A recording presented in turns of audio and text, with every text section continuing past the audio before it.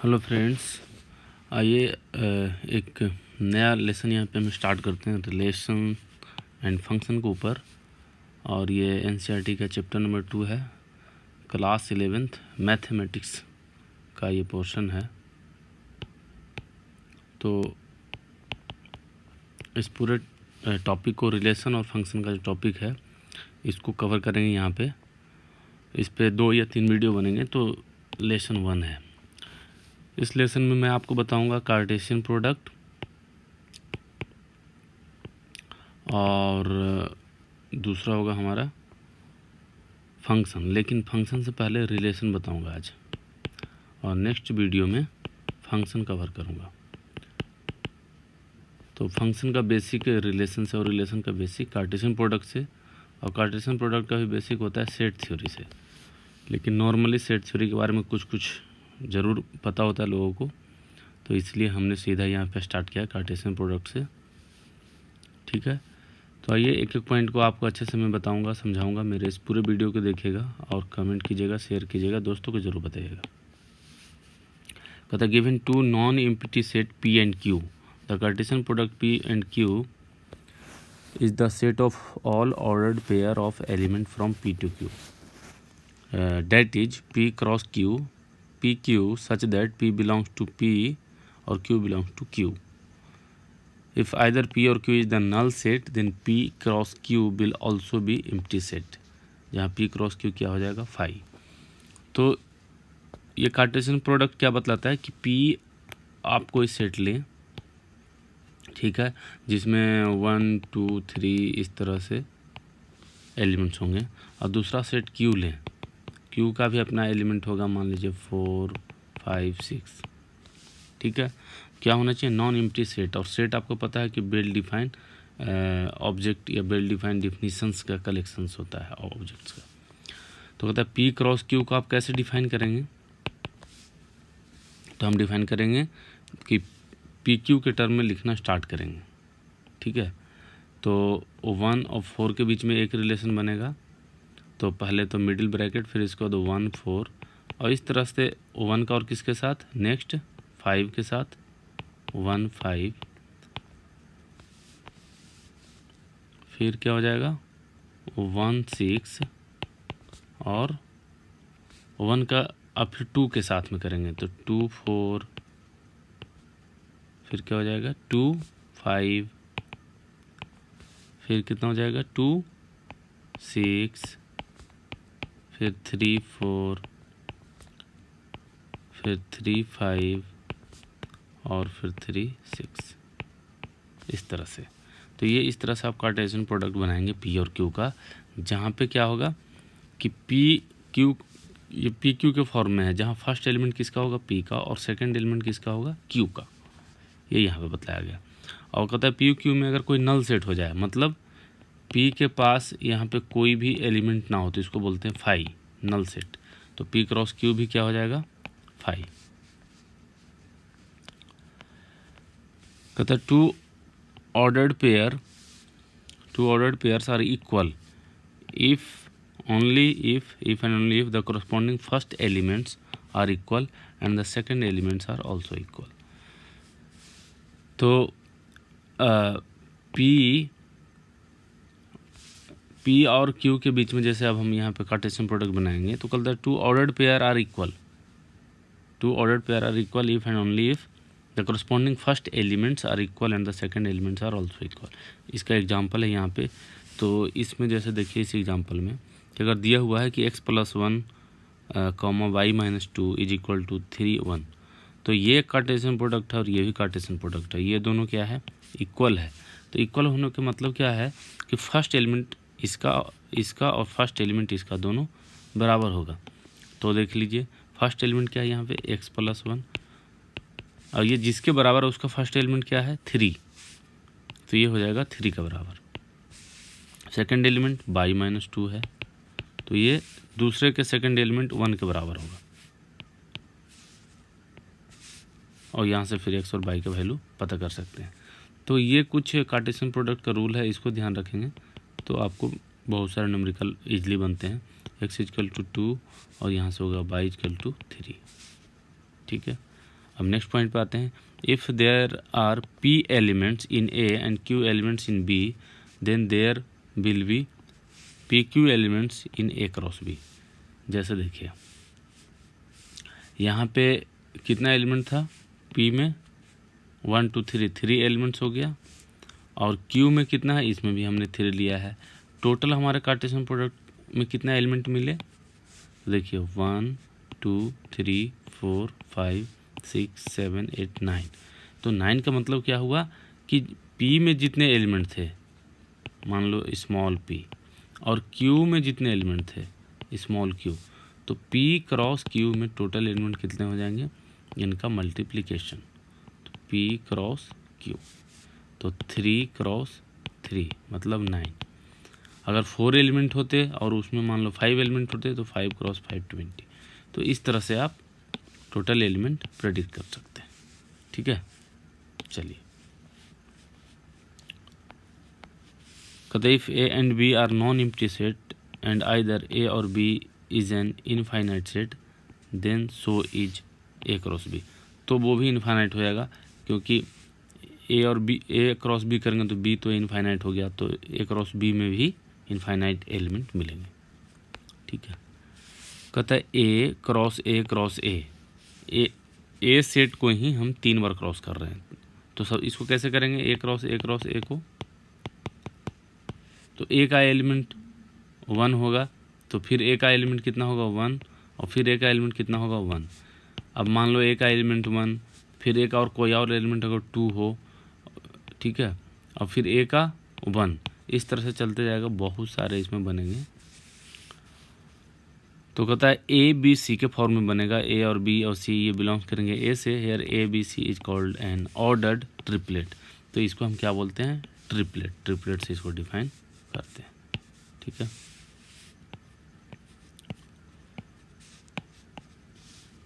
Next point क्या है, ये एग्जाम्पल था, ये हमने आपको यहाँ पे सोल्व कर दिया। तो कहता है कि एग्जाम्पल 2 इसमें है let A equal to 1 2 3 B equal to 3 4 C equal to 4 5 6 find. तो हमें पता करना है यहाँ पे A cross B intersection C।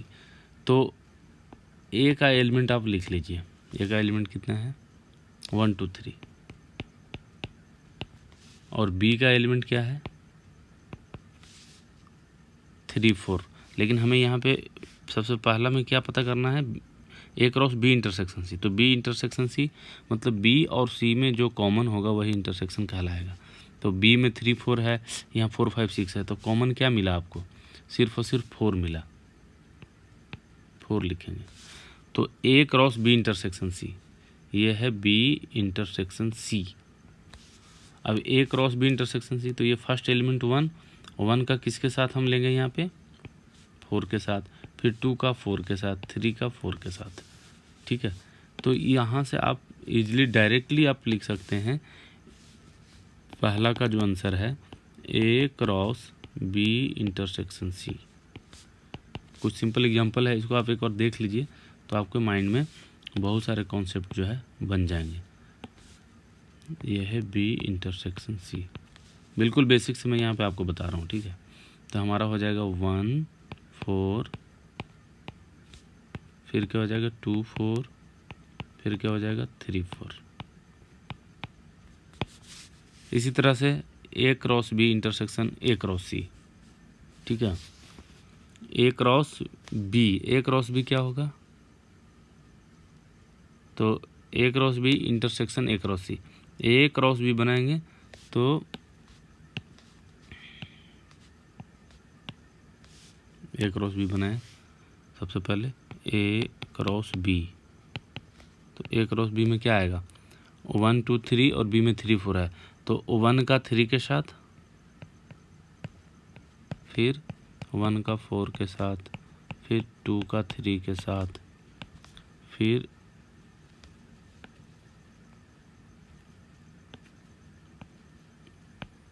2 का 4 के साथ, इस तरह से लिखेंगे।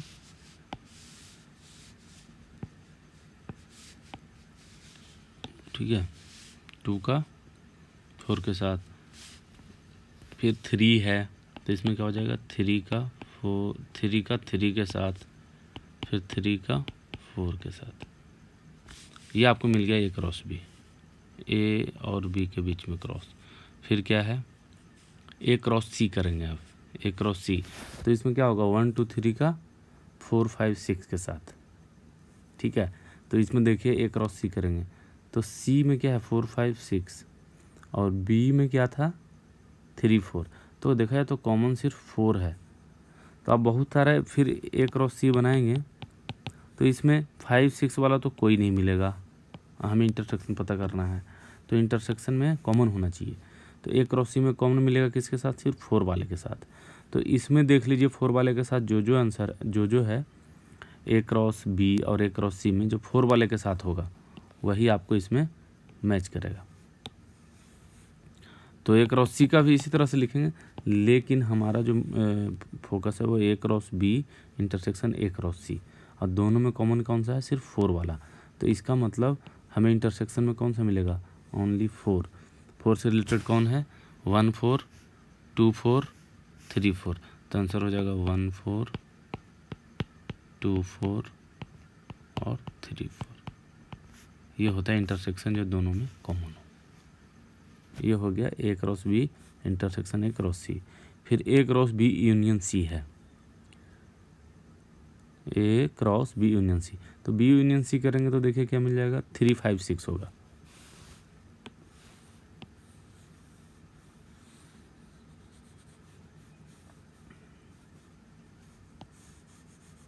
चलिए इसको देखते हैं। हमारा नेक्स्ट क्वेश्चन क्या है 3 में, ए क्रॉस बी यूनियन सी। तो ए आपको पता है,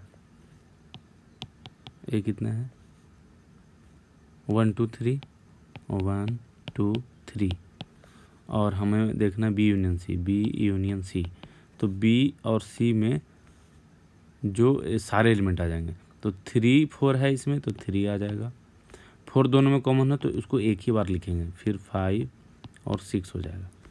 अब हमें बनाना है A cross B union C. तो लिखना शुरू करेंगे। तो ए का 1 है और इसमें 3 है, फिर 1 का 4 के साथ, फिर 1 का 5 के साथ, क्रॉस प्रोडक्ट बनाते जाएंगे 1 का 6 के साथ। सिमिलरली 2 का बनाएंगे 3 4 5 6 के साथ, फिर 3 का बनाएंगे 3 4 5 6 के साथ। तो ये आपका सारा हो जाएगा ए क्रॉस बी यूनियन सी का वैल्यू। अब आते हैं क्वेश्चन नंबर 4 में। तो ये क्रॉस प्रोडक्ट एक बार जान जाएंगे तो आपको रिलेशन भी समझ में आएगा, फंक्शन भी समझ में आ जाएगा। क्वेश्चन नंबर 4 में देखिए क्या है, A cross B union A cross C, A cross B union A cross C. तो देखिए ए क्रॉस बी करेंगे तो ए क्रॉस बी में क्या आ जाएगा 1 3 1 4, ए क्रॉस सी करेंगे तो 1 4। इसमें सारे ही आ जाएंगे, इसमें सारा आ जाएगा। तो चलिए एक बार हम ए क्रॉस बी लिखते हैं। तो ए क्रॉस बी, ए का वैल्यू कितना 1, बी का वैल्यू कितना है 3, फिर 1 4, फिर 2 3, फिर 2 4, ठीक है। फिर इसी तरह से 3 3 और आ जाएगा 3 4। ये हो गया ए क्रॉस बी। अब ए क्रॉस सी देखना है, ए क्रॉस सी। तो ए कितना है 1 और उधर कितना है 4, तो 1 4 यहाँ से स्टार्ट होगा, फिर 1 5, फिर 1 6, ठीक है। फिर सिमिलरली इस तरह से लिखेंगे 2 4 2 5, इस तरह से लिखते जाएंगे। इसमें यूनियन बनाना है, मतलब कि जैसे 1 3 1 4, तो 1 4 वाला एक ही बार आएगा, फिर 5 6 वाले सारे आ जाएंगे। तो इस तरह से आप इसको बना सकते हैं, आप सोल्व कर सकते हैं, बहुत टफ नहीं है। तो ये क्रॉस प्रोडक्ट का था जिसको आपको मैंने एक बार प्रैक्टिस करवाना था। और नेक्स्ट एग्जांपल है कि ए क्रॉस बी है पी क्यू, फिर P R M Q M R, और ए और बी पता करना है। तो देखिए यहाँ पे कि जब हम ए क्रॉस बी बनाते हैं तो पहला एलिमेंट किसका होता है, ए का, ये सब ए का कहलाएगा, ठीक है। और जो दूसरा एलिमेंट है वो बी का होगा, जो ये क्यू है ये बी का पोर्शन होगा, आर बी का होगा, ये सब बी का होगा।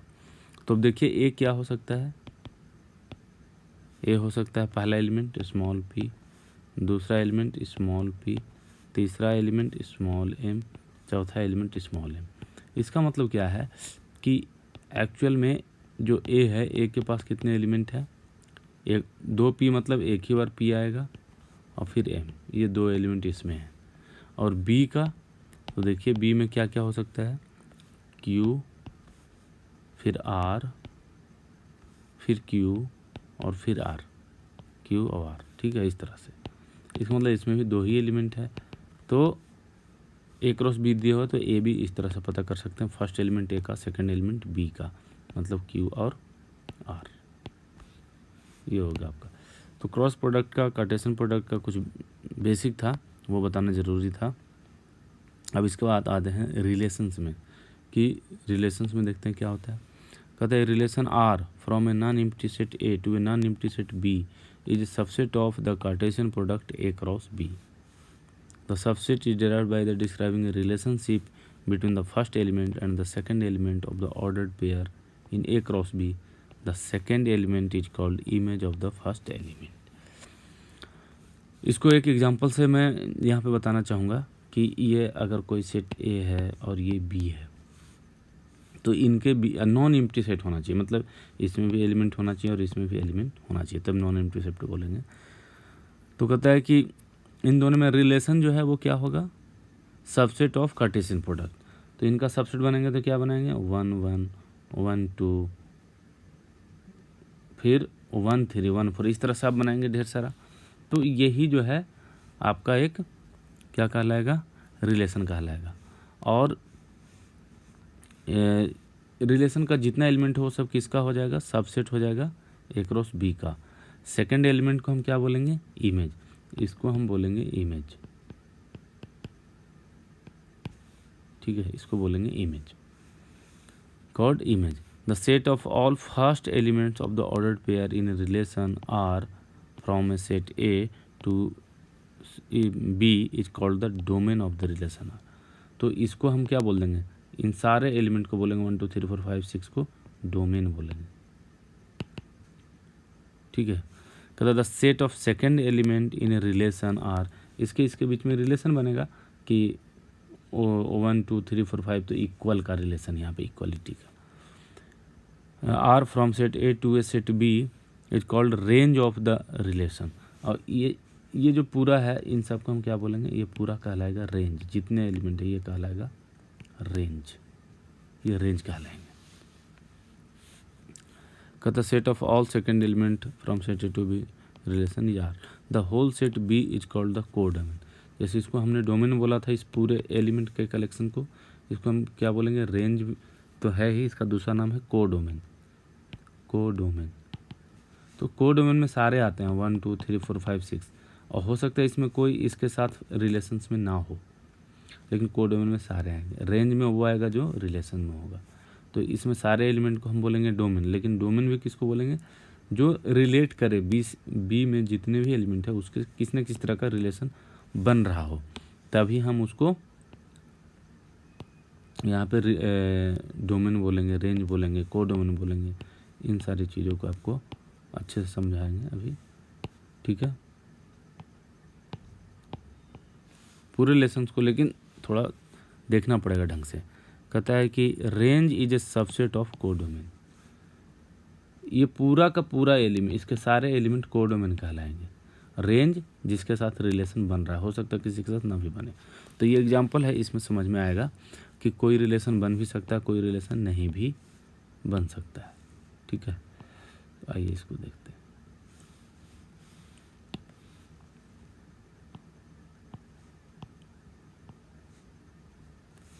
तो चलिए ये क्वेश्चन यहाँ पे एक एग्जांपल 7 एनसीईआरटी से, let A equal to 1 2 3 4 5 6 define a relation R from A to A.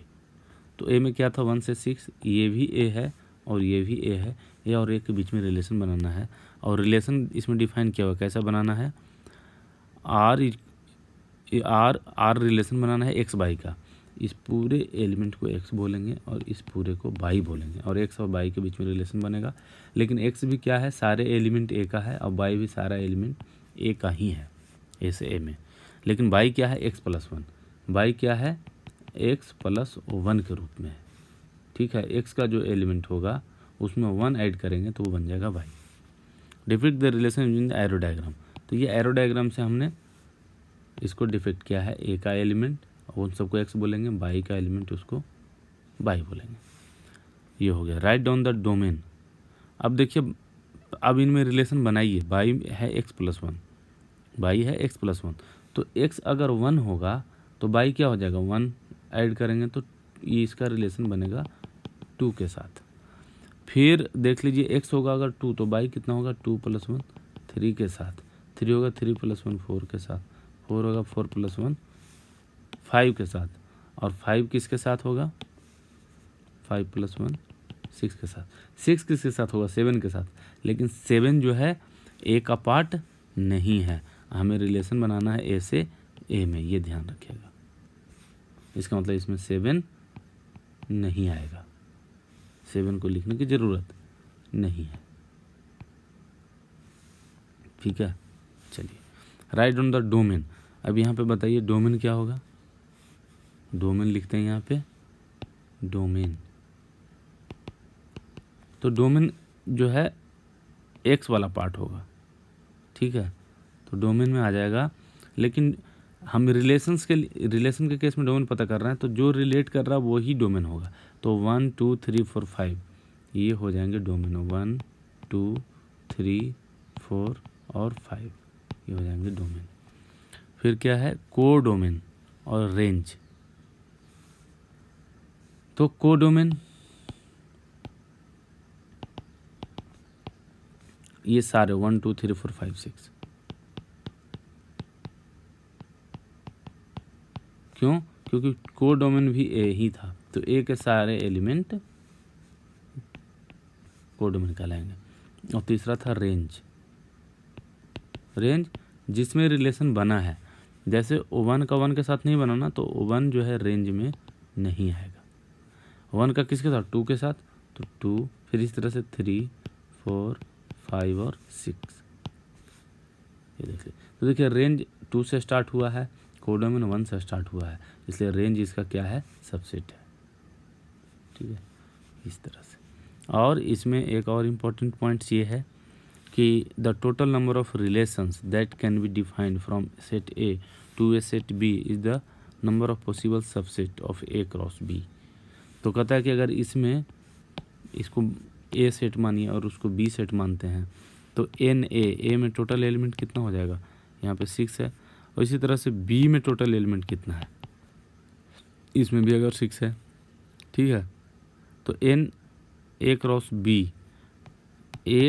B में टोटल एलिमेंट कितना होगा, तो बोलता है कि इसके एलिमेंट अगर पी हैं और क्यू हैं तो पी क्रॉस क्यू, मतलब 6 × 6 इसको 36 relation, then the total number of relation कितना होगा 2 to the power P Q, total number of relation कितना हो जाएगा, total number of relations 2 to the power P Q, मतलब 2 टू द पावर 36, इतने बनेंगे रिलेशन, ये मैक्सिमम पॉसिबल है, ठीक है।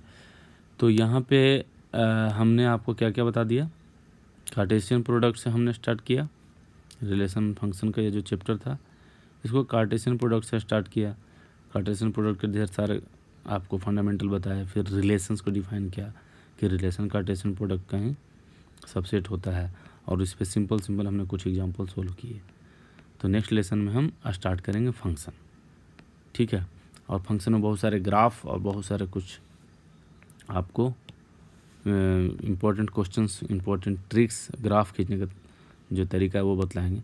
तो हमारे चैनल को आप सब्सक्राइब कर लीजिए, बहुत सिंपल और सरल रूप में मैं आपको सारा का सारा डील करूँगा, और दोस्तों के साथ शेयर कीजिए और कमेंट कीजिए, ठीक है। आपका कोई क्वेश्चंस हो तो उसको भेज सकते हैं, क्वेश्चंस भी आप शेयर कर सकते हैं, ठीक है।